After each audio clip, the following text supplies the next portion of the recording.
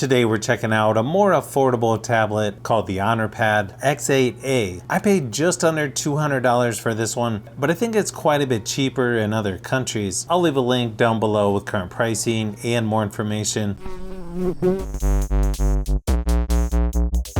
You have the option of 64 or 128 gigabytes of storage. Also takes a micro SD card to expand the storage. This is probably my first time using a tablet from Honor. I remember using some of their phones a few years back that were actually pretty nice. It's got an 8,300 milliamp hour battery. It's got a Snapdragon 680 processor with 4 gigabytes of RAM. Comes with a USB-C to USB-A charging cable. No charging brick though. Surprisingly, the build quality on this looks pretty nice. Mostly aluminum material, pretty simple design with Honor right there in the center. Definitely a little more unique as far as the camera on the back. Power and volume buttons there on the right hand side. Kind of surprising there's no headphone jack on here. Charging port there on the bottom. It comes with Android 14, Magic OS 8. I believe this will get at least 2 years software updates, 3 years security updates. As far as unlocking the tablet, you've got face unlock and password. Of course, you have gestures or 3-button navigation. You can see the bezels are a little bit thicker than some of the more high-end tablets, but not bad really. It's got an 11-inch LCD display with 1200 by 1920 resolution, up to 90 Hz refresh rate at 400 nits brightness. The software on here kind of reminds me of what you see on Xiaomi or even the new Lenovo tablets.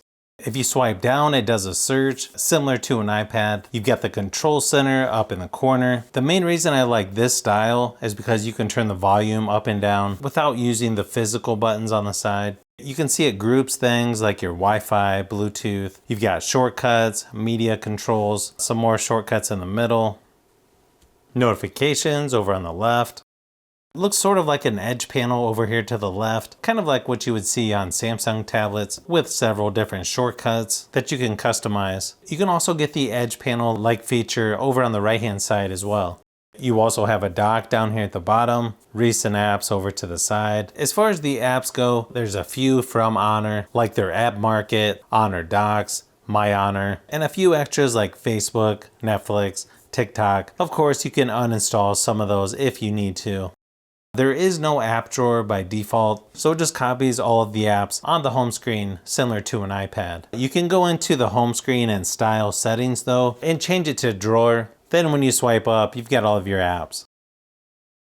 You also have the option of dynamic, standard, or high for screen refresh rate. I'll probably just leave it on dynamic where it automatically switches. Looks like it's using about 23 gigabytes of the 128 available.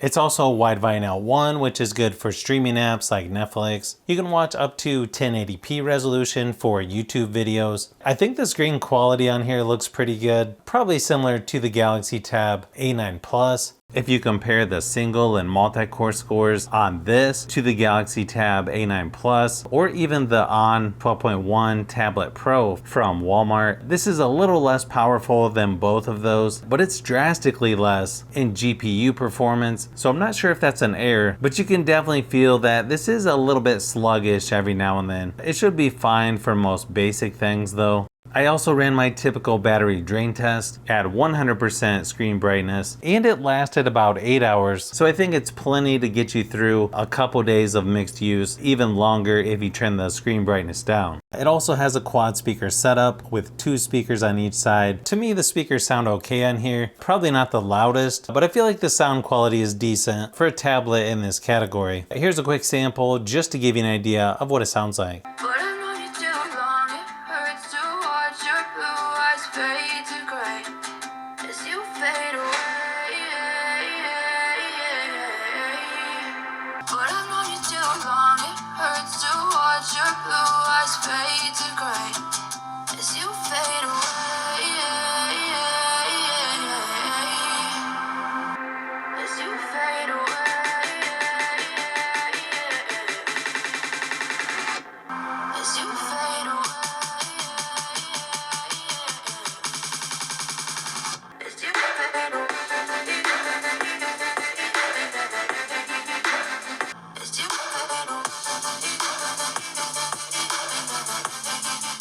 You've got a 5 megapixel camera on the front, 5 megapixel on the back, and it can shoot up to 1080p resolution for video recording. In the camera app, you've got scan document, portrait, photo, video. You've also got HDR photo, time lapse, watermark.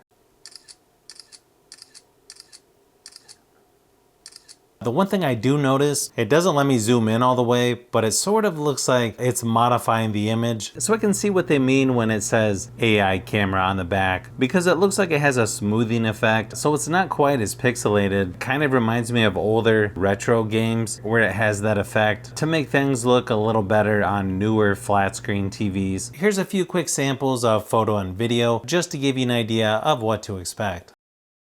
Not a huge surprise, but the video and camera quality on here is not that great, especially in lower lighting. To me, I think a couple things on this tablet could be improved, but the main thing is it could have a little better performance, especially considering the A9 Plus is more powerful, and that came out almost 2 years ago. If you like tablets, phones, and other tech, I've got a lot more stuff that I'm working on, so keep an eye out for those upcoming videos.